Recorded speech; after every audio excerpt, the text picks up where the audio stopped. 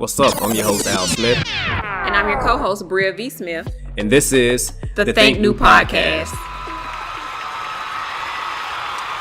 Welcome to the Thinknue podcast, the podcast about business and business strategies. On this episode, we will be discussing the book that myself as well as Bria V. Smith wrote together called How to Jumpstart Your Business to Success. In this episode, we're going to go over section 1. And in section 1, it is what it means to own a business. I guess we can start off by saying a few things about ourselves, how we got started, and why the book even came about. So I'll let Bria V take it away, and then I'll come afterwards. No one cares about who you are. I'm just kidding. So I'm Bria V. Smith, and I am a business development consultant with Thinknue. And about me, what do the people want to know about me? So I'm married to this guy. I'm a mom, great friend, great mentor. I'm a believer. So those are, I guess, the... Believer of what?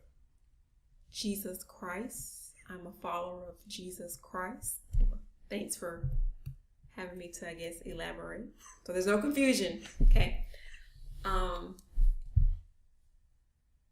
don't know. I think it would have been cooler if we would have introduced each other. I did. I said you're gonna come on, and then I'll come on next. All right. So she's a little dry this morning. She needs some water. So basically, I'm Al Smith. I am creative director with Thinknue, as well as the owner, and Bria V is as well, but she doesn't like to say it, so I'll just put it out there. We're both owners of graphic design company Thinknue. We've been in business since March 2015, so this year made 4 years. Yeah. We survived? Yeah, we did. Okay. No, we really ain't survived though, because they say normally it's 5 years, so we still got another year to go. But yeah, our story is we started off when we were young, getting into the whole entrepreneur spirit, owning businesses. Our first brick and mortar business was a clothing boutique that was called Above Standard, and it didn't really fail, but it failed. So I had to sell it and take the money from it and try to pay bills, because I had invested our whole life saving into owning this business, and I really didn't know anything about what I was doing. And so that's why we even created this book, the How to Jumpstart Your Business to Success. That's why we created this book, because we looked at our history and what happened throughout our lifetime of being together, and we just really figured out that, we really just decided that it would be something that could be valuable to to anybody that's trying to get in business, with some common and practical steps of how to start a business. And so we took our knowledge, our failures, and we put them together, and we worked it out to basically create something that you can value and help start your business. So that's how we got started with the book. Do you have anything that you want to say? You're right. I haven't had coffee, but it's okay. But yeah, and one of the things I want to add is the Jumpstart Your Business to Success. It is a book, but it's more like a workbook, because there is a place for you to be able to kind of journal and record and write. There's no fluff. So it is pretty much, laid out in the most simplistic form, but there's so much value that is in this workbook or book. Like Al said, from, just the experiences and different things that we've learned. Unfortunately, a lot of this we've learned the hard way. So we want to try to save you some of the pain and agony that we've experienced, by just giving you the real deal steps to success. Right. So without further ado, I want to get started within the book, and I want to start on section 1, or we're going to start on section 1. And I want to read the paragraph of what we wrote in section 1. And so it goes, what it means to own a business. The paragraph is, to own a business can mean a lot of things for different reasons and to different people. But one thing is for sure, owning a business and trying to be successful takes work. No matter your industry, becoming an entrepreneur or business owner is not for the faint-hearted. It doesn't take uncommon heroism to be successful. The requirements for entrepreneurship are more like confidence, understanding, and planning. So our first acronym in the book in section 1, which is CUP, which stands for confidence, understanding, and planning. And so, Bria, is there anything that you want to say about, the confidence, understanding, and planning? No, I think that it's one of those things that it's kind of explanatory, from the paragraph, that these are things that you need when you're owning a business. And if you're already in business, maybe you're not starting your business, but maybe you're 6 months or a year in, you will find that, a lot of the decisions that you make take confidence. You have to be bold, especially if you didn't come from a family of business owners, or, maybe you went to school and you have a degree for something completely different than the industry that you've stepped out and opened a business in. So, understanding comes from, various different ways. Research and planning, of course, is like the key. I think we'll probably wind up doing something more in depth on planning, right? Yeah. In the future. Yeah, definitely. There's different ways of planning, and then also I think in that episode we'll probably touch base on over planning, something that I think I'm guilty of. So for confidence, it reads, confidence to know you are capable of building a successful business. You are able and you will achieve your goals that you plan towards. You are amazing. I think what Bria was saying, or to piggyback off what Bria was saying, was about the confidence is, sometimes you won't have friends and family to give you that pat on the back when you're trying to do something. And a lot of times it comes from, you being one of the people that may be thinking outside of the box. And because like owning a business or becoming an entrepreneur, however you want to look at it, or whichever one you fall under, it is going to take some thinking outside of the box. And so most of the time what you'll find is that the people that are not giving you, support are the ones that are doing the regular, day-to-day things. And so you just have to pat yourself on the back and just know that you are amazing, and that the things that you strive towards, you'll be able to accomplish them before long, really. The next thing, the next word in the acronym is understanding. And it reads, understanding the dreams, goals, and or plans will require dedication and commitment. You will push forward even when things are not going your way. You have to show up and put in the work. Hard or smart work pays off. I think like that's important too, because it's understanding that, like it says in the paragraph, like hard and smart work pays off, not just hard work. Not just smart. Some people are like, oh, it's about working smart, not hard, which is true. Sometimes it's like you go the long way around to do something. True. And I know something that Al says all the time. It's like, time is one of the most valuable resources. So that definitely is true that, wasting time does in the end cost you money. But sometimes you can't smart your way into something. You True. really have to put in, the work to get there. So I think both go hand in hand. Sometimes it is better to work smart, because that's what's needed for that task. But sometimes you got to roll up your sleeves and, get to work, put in the work to make things happen. So that's true. And understanding and confidence go hand in hand. I think you gain your confidence by gaining understanding. If you are out there and you're trying to start a business, and this business is something that you're going into an industry that you have absolutely zero knowledge on. The more understanding you have, the more confidence you have. I give you an example.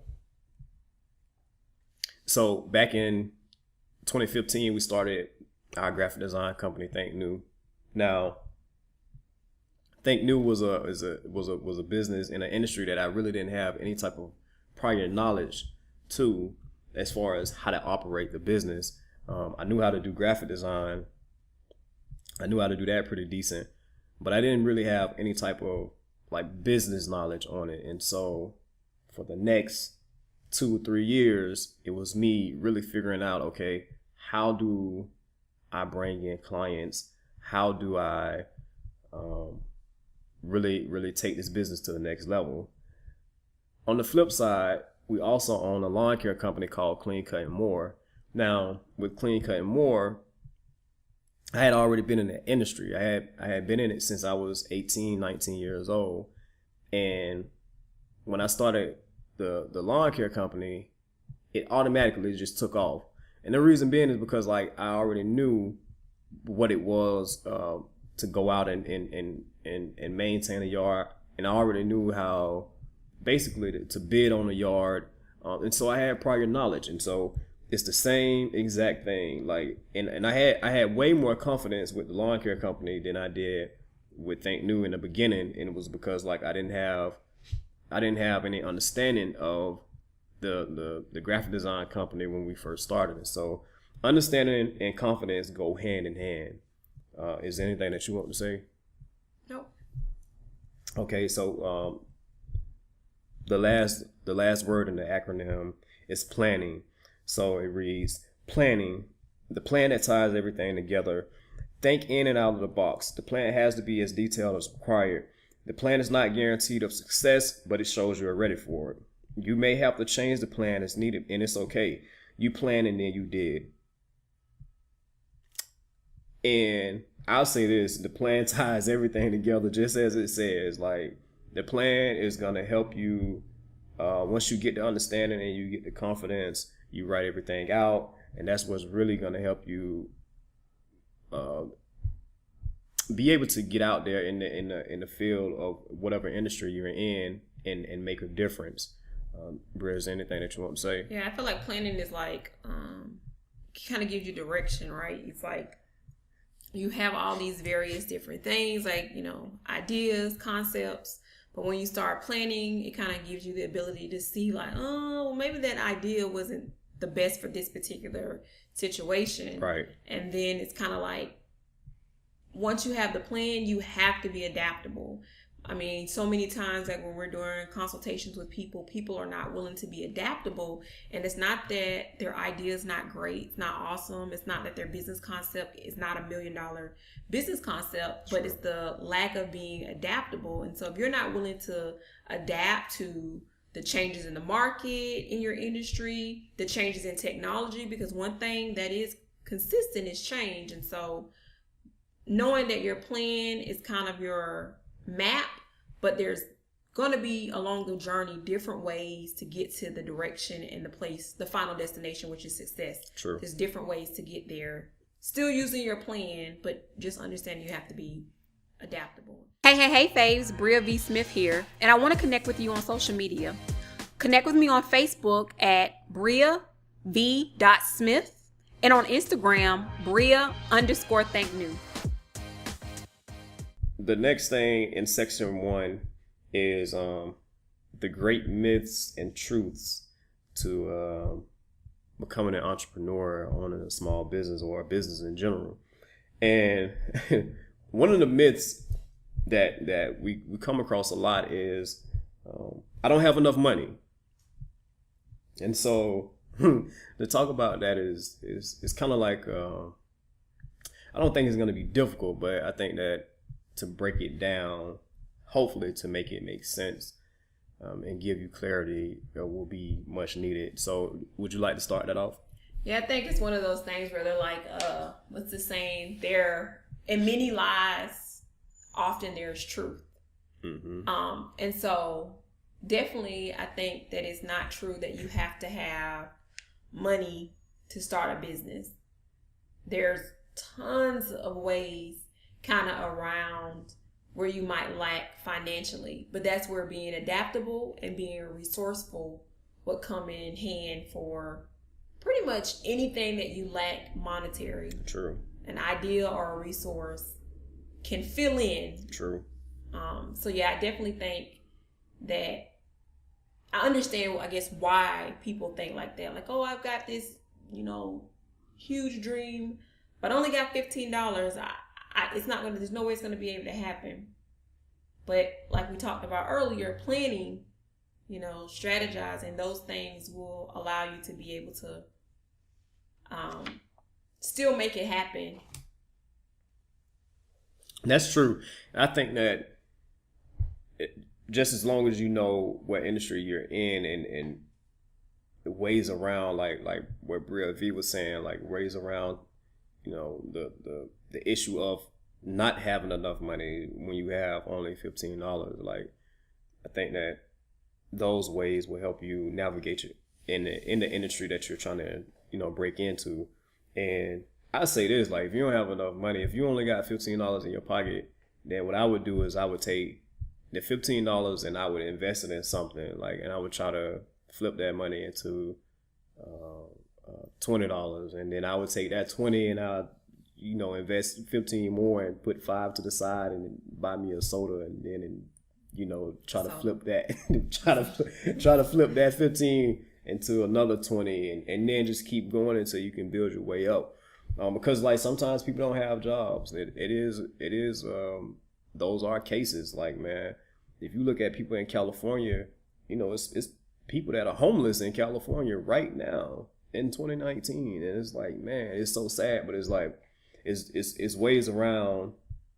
There's ways around it. So if if you don't have enough money, then and you don't have a job, then maybe invest in something. Invest in if you're a woman, invest in some high heels or sell your high heels and try to get money off that, or whatever you got to do. So legally. Yeah, legally. Like, I don't want you. Yeah, we just leave it at that. Legally, yeah. Another myth is I need a team. Our clients come to us. Out of every 5 clients that come to us, we have at least 2 that say that they don't have enough money and that they need a team. Probably 3. 3 out of 5. Bria said 3 out of 5, and so I don't think that that's necessarily the case all the time. If you don't have enough money, and you definitely don't need a team. If you do have money and you're starting off, 9 times out of 10 you won't need a team as well. So depending on what you're starting off with, Bria has a finger up, like, whatever that. I can't think of the movie. I was trying to think of the movie. What was that? What was that movie with the guy who had his finger up? Like this? I was gonna say, I didn't want to interrupt you. I was gonna say, like, sometimes you don't need a team because you're not ready for a team. But that's where, again, going back to being adaptable. Like, can your idea survive? Can the concept survive without a team? And like you were saying, you can't afford. What are you gonna do? Promise people dreams and they're gonna work for free? Like, that's not fair, because I don't want to work for free. Sometimes they'll give you a title. Oh yeah, that's the big one. We gotta talk about that one now. Yeah. Okay, I'm president of whatever. Right.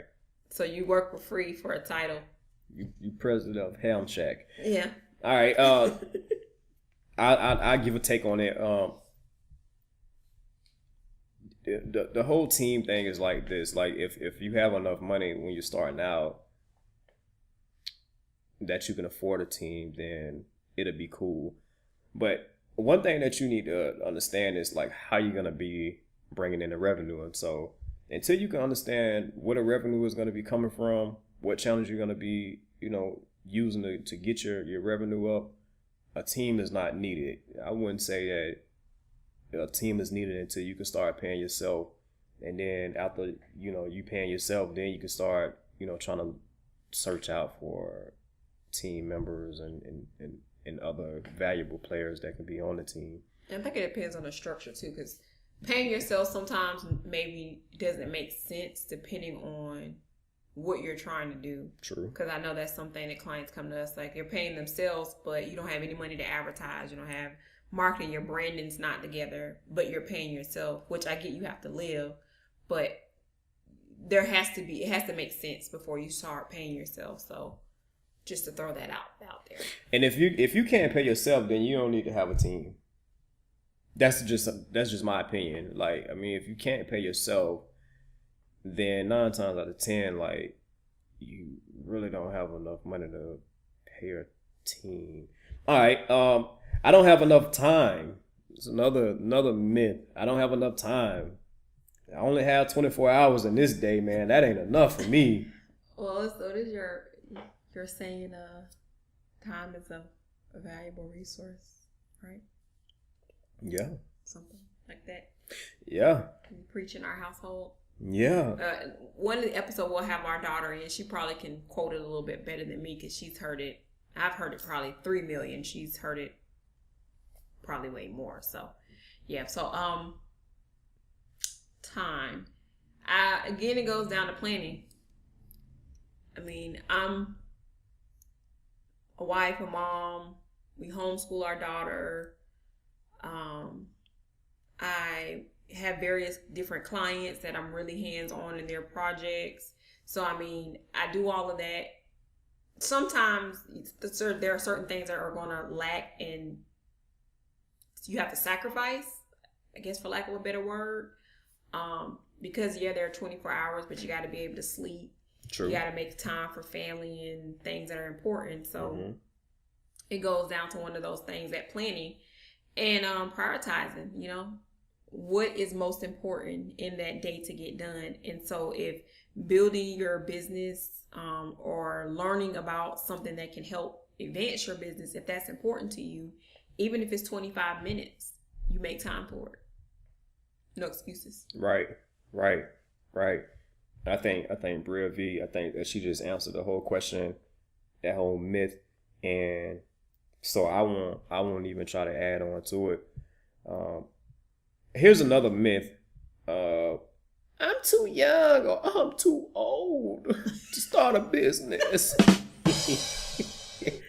That's a myth all in itself. I say that you really can't be too young or too old. I think that is all just a matter of opinion and not fact. Agreed. So to say that you're too young or you're too old is, it's all opinion in my opinion. I mean, it's plenty of young people that have, started their business and are doing major things at a young age. It's a young man who started a company that sells bowls, and he got picked up by the guy off of Shark Tank, and it's older people that are starting businesses. And I say it like this: like, if you're young, 9 times out of 10 you know about social media, so you just give yourself like an advantage on that aspect. And if you're older, then you have an advantage of being more seasoned, more knowledgeable 9 times out of 10 in a certain structure or in a certain business or industry that you may be going into. And so it plays hand in hand, being young and being old. Yes, benefits on both sides. One of my favorite clients that we still work with, she got laid off from a company that she was working for 15 years or something. That's a long time to give of your life and of your resources to an organization, for that organization to say, hey, it's not, for whatever reason, this department's closing down, and for you to walk away, even if it's a severance package or whatever a company will give you when you leave, it's still kind of like a process. True. So what she did was like, hey, I'm not going back to corporate America. I have this vision. I want to do X, Y, and Z. And so one of the challenges for her was feeling like, hey, I'm too old to be doing this.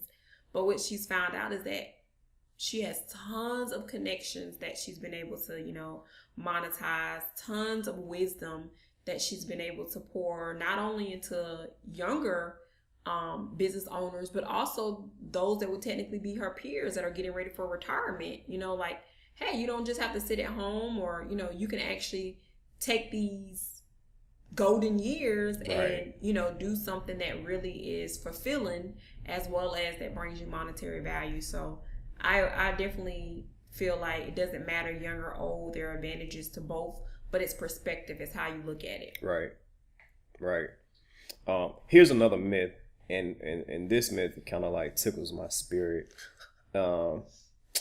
Man, I can't work a job and build a business? What you mean, man? Really?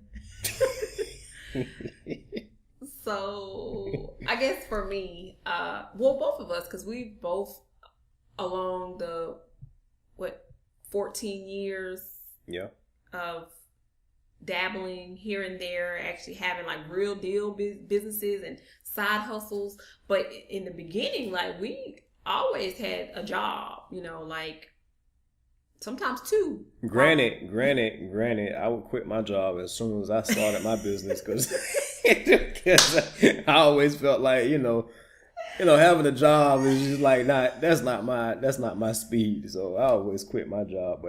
But Bria V, she always stayed on her job. So maybe it's right. I mean, maybe it ain't a myth. Maybe I can't work a job and build my business. Maybe I can't. I think it's perspective. Again, in planning, it is hard.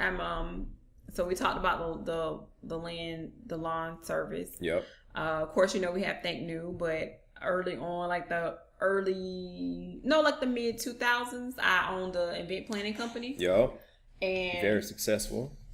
And it was similar to like how it is with Thinknue. I went into that industry not knowing anything about event planning. True. And made a lot of money. That's true. Just being open and honest. Now, of course, I made a lot of mistakes. I have tons of things that if I could have went back and did them differently, I would. But it was a learning experience, and I learned the value that you can work a full-time job, because I was in corporate America working a full-time job, and build a business and build it with minimum resources. That's true. That's the key. Like, when I started, I didn't have anything except a partnership with another individual, and us saying, hey, we're gonna start a business, and we did it. So I think it can be done. Is it hard? Definitely. But let me cut you off. Just think about how much more successful if both of you would have had the How to Jumpstart Your Business to Success book. Just think. Oh yeah, it would have been so successful, so much more successful, because some of the things that are in the How to Jumpstart Your Business to Success are things that I actually learned from that business. That's true. So yeah, definitely. That's true. Like I said, I don't think that a person that it goes hand in hand with I don't have enough time.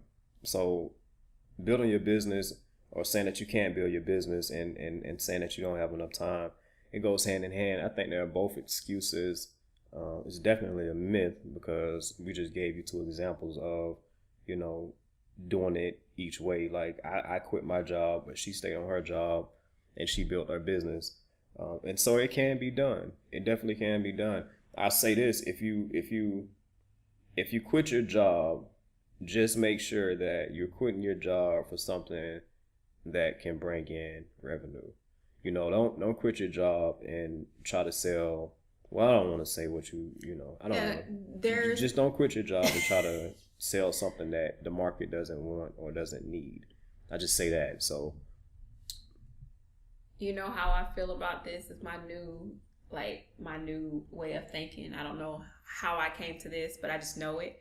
And it's the thought that anything can make money, if it's marketed and it's presented correctly. So I would want to say I'm going to slightly disagree that But if you're going to quit your job and you don't have any money to market, then that's a bad idea. You know, if you're going to quit your job and you don't have your branding together, it's probably not the best idea. So, yeah, and I get it from building a business and working a job. You're frustrated a lot of times. Like when you're building something, you get to your 9 to 5. It's like, these people are stupid. They're wasting my time and I could be doing X, Y, and Z. But when you look at it while you're working that 9 to 5, look around. What can you learn? I learned so much from corporate America. Things that I will not do. I will not treat people certain types of ways that work with us or for us, as well as just strategy. You know, like they have $1 million budget to market and move. What can you as the up and coming business owner learn from these $1 million moves? That's true. If you change your view, believe me, there are some real gems and tips that you can take from your 9 to 5. I don't care if you're working at McDonald's. There's something that you can learn and take from the experience. All right, girl. Okay. Put some hand claps on that. And the last paragraph on page 3 reads as this: what it takes to be a business owner is courage, patience, understanding, and discipline. Courage to keep going down the path to pursue the vision you have, even if it means doing it alone. Man, this is so true. Like in the beginning, when Bria and I were first doing businesses, it was always a separation. And so it was like either she wanted to do something that I didn't want to do, or it was vice versa. And so we started plenty of businesses together that in the end, one of us just did it. Mainly me. Like she normally would jump out and be like, hey man, I don't understand where you're trying to go with this. This doesn't make any sense. You don't have any plan behind this. You don't have any understanding. And you barely have confidence. So, like, you know. You make me sound so cruel. No, I make you sound very accurate. Like, it was just, I understand where you was coming from at now. But at the time, it was like, man, she must be stupid. You don't understand this is $1 million idea. Right. But no, it really wasn't, because, like, as time went on, I stopped. I dropped it. And a lot of the businesses that we had, it went down that road. And that's where it comes. That's where planning comes in. Like, fellas, if you're listening, man, make sure that you have a plan. Like, a woman doesn't want to follow a person without a plan, or a man without a plan. And so make sure that you have a plan, man, and have some understanding. And most importantly, like, have the confidence to, even if you have to do it alone, to do it alone, and to see it through. So yeah, that's my take on it. What you? I think not to get all churchy, but if something has been given to you, it's for you, and now other people may benefit from it. And you know, if you're married or if you're in a serious relationship, you want your partner to be a part of it. But I think the biggest thing is, if you really believe in something, hold fast to that, regardless of whatever. You just have to keep going. So there are situations that I look back like, man, I wish I would have supported